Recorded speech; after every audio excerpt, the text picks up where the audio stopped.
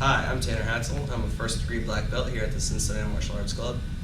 And today I'm going to teach you a little bit about breaking.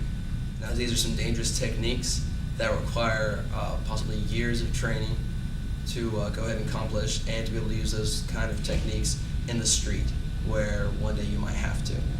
Alright, now, some people may wonder, why break? Well, how does that help me in real life? How does that help me for self-defense? And as you get stronger, as you get more technique, this is an excellent way to show that you have the strength, that you have the technique to go ahead and be able to break thicker boards, larger boards, more numerous boards as well. And that technique also carries over into your self-defense. Any kind of fighting that you may be training for, breaking is a good way to test to see if you have actual skill, actual technique in a visible form. If you take a board and you punch it and it breaks, you have the good technique. You know that if you had to use that punch would in fact hurt somebody. Now let's go ahead and talk a little bit about the actual boards that we're going to be breaking. There are three basic variables that determine the difficulty of the break. The first variable is the type of wood you use and how dense that wood actually is. The second is the thickness of the board and how thick it is. The third is the width of the board, the actual size of the board that you're breaking. Now I'm going to talk a little bit about the type of wood and how dense the wood is. Now if you see on the bottom, we have some composite woods, and those composite woods are made up of a bunch of different pieces of woods glued together, so therefore they are less dense and easier to break. Well, up here we have cedar wood, which is a little bit more dense and is an excellent wood to be breaking because it's not too dense like an oak, but it isn't as easy to break as a composite wood. Now, onto the thickness of the wood. They usually come in about a 1/4 inch thickness to an inch. Now, for children who are breaking, I recommend the 1/4 inch, but if you're an adult, I would recommend the 1 inch thickness. That way the break isn't too easy for you. The third thing is the width, and that is the actual size of the board. Now, board thicknesses can come anywhere from 3 inches to 6 inches to 12 inches wide. I suggest keeping about the 6 inch whether you're a child or an adult. Now let's talk a little bit about the surfaces that we're going to be hitting the actual boards with. The first technique is going to be the hammer fist.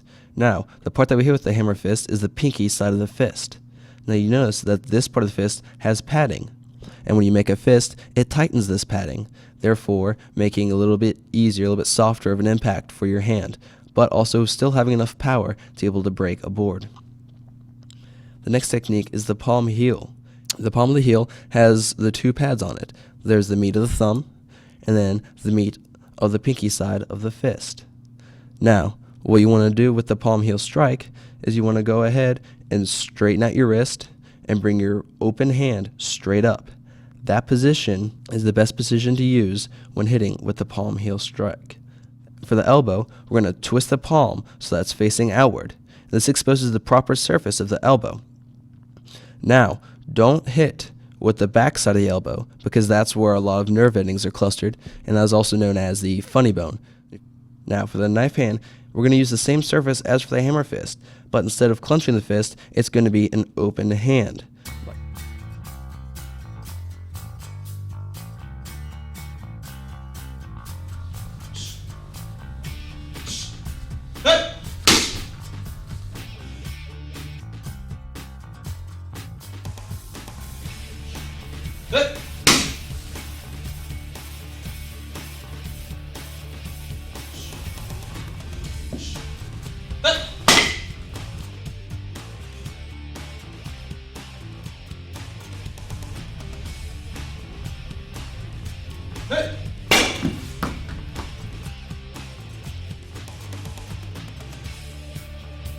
Alright, so now I've shown you some basic breaks, and I hope you guys have enjoyed this video. Hope that's helped you understand a little bit more about breaking and maybe even a little bit more about martial arts.